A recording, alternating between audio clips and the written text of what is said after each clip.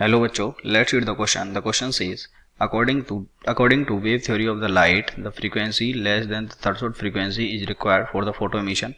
Frequency greater than the threshold frequency is required for the photo emission. Frequency equal to that of threshold frequency is required. A beam of sufficient high intensity is required.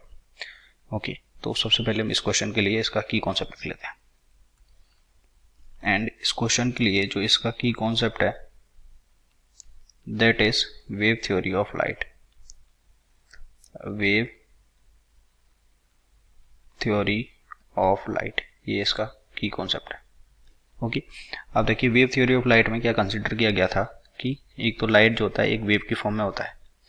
Light एक wave की form में होता है और जब किसी metal surface पर किसी भी फ्रीक्वेंसी का लाइट डाला जाएगा, लाइट ऑफ एनी फ्रीक्वेंसी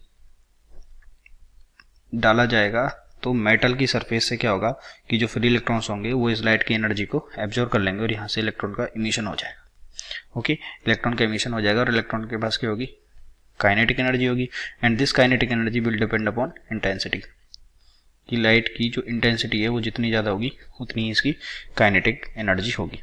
तो सबसे पहले यहाँ पे, और इसमें जो था कोई भी थ्रेशोल्ड जो फ्रीक्वेंसी होती है, थ्रेशोल्ड फ्रीक्वेंसी की कोई भी बात नहीं करी गई थी.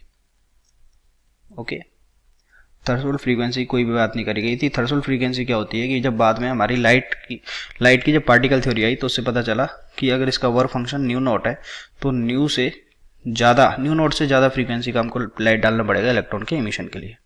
तो सबसे पहले तो इसमें थ्रेशोल्ड एनर्जी के बारे में कुछ बात नहीं करी गई थी कि जो फ्रीक्वेंसी है, इसमें बोला गया था कोई भी फ्रीक्वेंसी डालोगे तो उससे इलेक्ट्रॉन का इमिशन होगा, लेकिन इसमें कुछ टाइम लगेगा. इसकी कंडीशन क्या थी कि बट क्योंकि जो इलेक्ट्रॉन की काइनेटिक एनर्जी वो किस पे डिपेंड कर रही है, इंटेंसिटी पे. यानी कि जो एनर्जी, लाइट की जो एनर्जी है वो क्या होनी चाहिए, सफिशिएंट हाई होनी चाहिए. सफिशिएंट हाई मीन्स इतनी हाई होना चाहिए कि जो इलेक्ट्रॉन्स है वो उससे बाहर निकल सके. तो क्वेश्चन बोला गया है frequency less than the threshold frequency is required. बिल्कुल करेक्ट. इनकरेक्ट, जिनमें थ्रेशोल्ड फ्रीक्वेंसी है वो बिल्कुल इनकरेक्ट है क्योंकि इसमें थ्रेशोल्ड एनर्जी की कोई, थ्रेशोल्ड फ्रीक्वेंसी की कोई बात नहीं करी गई. The last one is a beam of sufficient high intensity is required. Option number D is correct, कि एक सफिशिएंट हाई इंटेंसिटी का अगर कोई बीम होगा तो उससे इलेक्ट्रॉन का इमिशन हो जाएगा. I hope you understood it well. Best of luck.